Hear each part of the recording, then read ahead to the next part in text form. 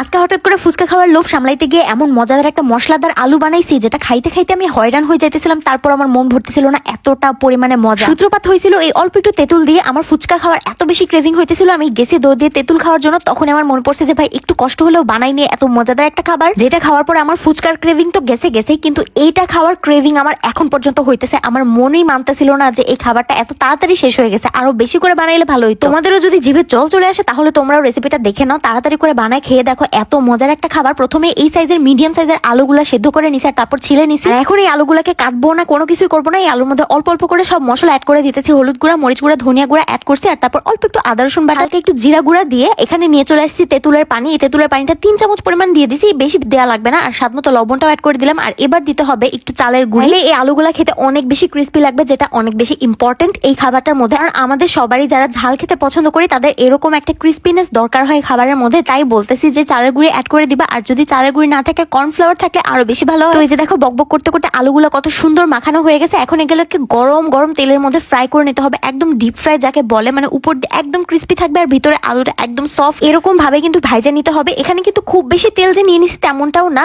মোটামুটি তেল নিছি। আর এখানে অনেকগুলো তেল থেকেও যাবে। তো এই যে দেখো আলুগুলা ভাজা হইতেছে, এত বেশি সুন্দর লাগতেছিল। আলুগুলা ভাজা হওয়ার সময় অনেক সুন্দর একটা স্মেলও কিন্তু আসতেছিল। আমি তো লোভে পড়ে যাচ্ছিলাম। আমাদের কাছে যদি এরকম মিডিয়াম সাইজের আলু না থাকে তাহলে তোমরা 4 টুকরা করে নিতে পারো বড় সাইজের আলুকে। আর এই তো দেখো আমাদের একদম লাল লাল করে আলুগুলো ভাজা হয়ে গেছে। জাস্ট এগুলারে ভালো মতো তেলগুলা ছাইকা ঝরায় তুলে নিতে হবে। এই খাবারটা অনেক বেশি মজা। আমরা কিন্তু আগে আলুর দমও একবার বানাই খাইছিলাম, কিন্তু আমার কাছে এই মশলা আলুটা অনেক বেশি ভালো লাগছে। এটা টেস্ট অনেক বেশি মজা, কারণ এটা ক্রিস্পি লাগে আর অনেক টকটকও লাগে। কারণ আমরা এটার মধ্যে তেঁতুলের পানিটা অ্যাড করে দিই, একদম লবণ মরিচ কোনো কিছু মিক্স করা ছাড়াই কিন্তু তেঁতুলের পানিটা এটার মধ্যে দিয়ে দিই। আর এখানে দেখো আলুগুলাকে আমি 2 টুকরা করে দিতেছি মাঝখান থেকে। এত বড় আলু তার মুখে ঢোকানো যাবে না, মানে যদিও এটা মিডিয়াম সাইজের আলু তারপরে এটা পুরোটা আনাম খেলে তো ফ্লেভার পাবো না খুব ভালো মতো। তো এটাকে একটু মাঝখান থেকে কেটে কেটে দিতেছিলাম যাতে খেতে বেশি সুবিধা হয় আর কি। তো এই যে দেখো ভিতরটা একদম সফট আর উপরে কিন্তু অনেক বেশি ক্রিস্পি লাগতেছিল আলুগুলা। যেহেতু এই আলুটা মাখানোর সময় কিন্তু টক পানি ইউজ করছিলাম, তাই এখন তোমরা এভাবেই খেতে পারবা টক পানি ইউজ করা ছাড়া। কিন্তু আমার আরো বেশি টক হলে আরো বেশি ভালো হয়। ঝাল আর টক যত বেশি হবে আমার ওই খাবারটা তত বেশি মজা লাগে। তাই এখানে আরো একটু এক্সট্রা করে টক পানিও অ্যাড করে দিছি। আর